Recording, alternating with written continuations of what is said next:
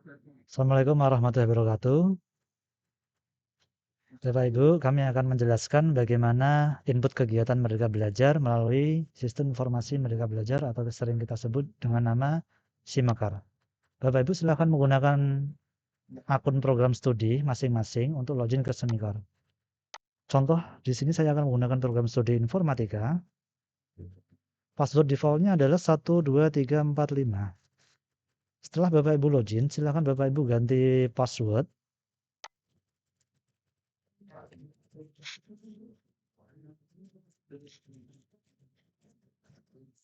Nah, Bapak Ibu bisa mengganti password di menu ubah password di sini.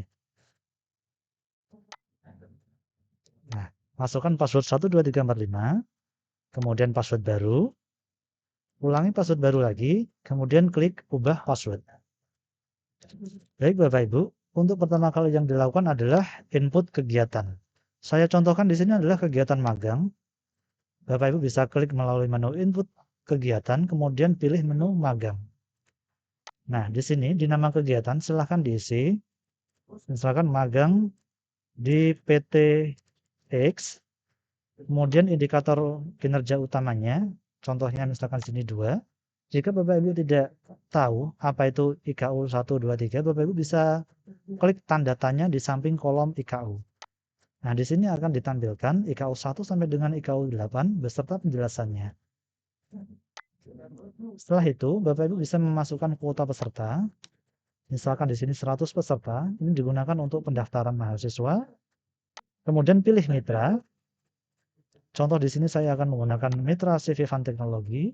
Pelaksanaannya dilakukan secara daring, luring, ataupun hybrid. Bisa dituliskan di sini. Kemudian tanggal pendaftaran. Kemudian tanggal tutup pelaksanaan, atau maaf pendaftaran. Kemudian tanggal pelaksanaan. Kemudian tanggal selesai pelaksanaan. Nah, kemudian tahun kegiatan, ini juga perlu diisi. Kemudian semester kegiatan. Kemudian pemberi nilai, itu mitra atau pembimbing. Artinya jika nanti dicentang,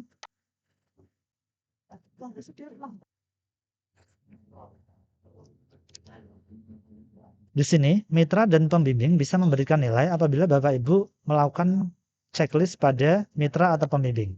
Jika mitra dan pembimbing dicek dua-duanya, artinya nanti akan dibuat nilai rata-rata dari mitra dan pembimbing.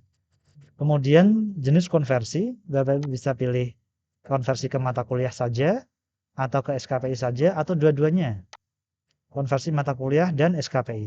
Ringkasan di sini diisi ringkasan kegiatan. Misalkan magang ini bertujuan untuk bla bla bla bla.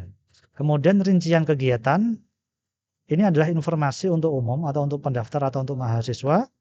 Contohnya magang ini dilaksanakan dengan mitra bla bla bla selama bla bla bla bla. Kemudian kriteria peserta, misalkan peserta adalah mahasiswa semester sekian dan seterusnya. Silakan jika Bapak Ibu ada persyaratan khusus untuk mahasiswa, bisa dicantumkan di kolom kriteria peserta. Kemudian kompetensi adalah kompetensi yang diharapkan dari kegiatan ini. Misalkan peserta akan mendapatkan ilmu dan seterusnya. Nah, informasi lain sebagai penanda saja, misalkan di sini magang 2021. Nah, kemudian Bapak Ibu perlu unggah cover. Jika Bapak Ibu tidak punya cover, langsung disimpan pun tidak apa-apa.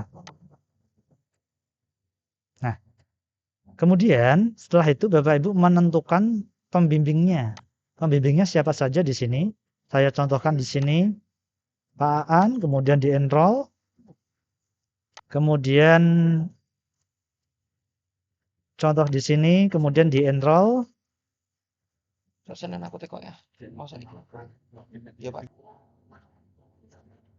Nah, setelah Bapak Ibu enrollment pembimbing, Bapak Ibu bisa menentukan tagihan peserta.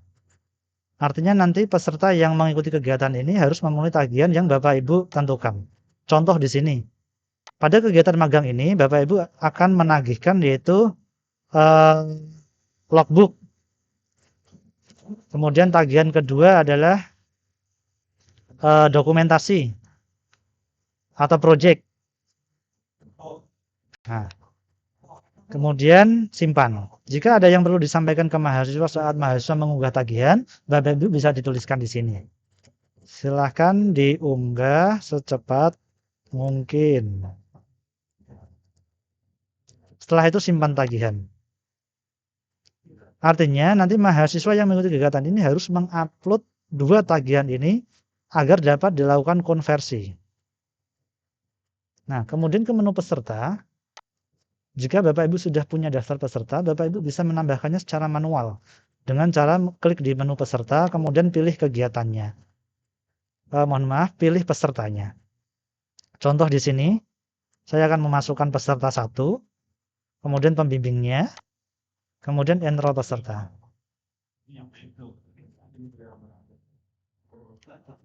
Nah, sampai tahap ini, peserta sudah bisa mengunggah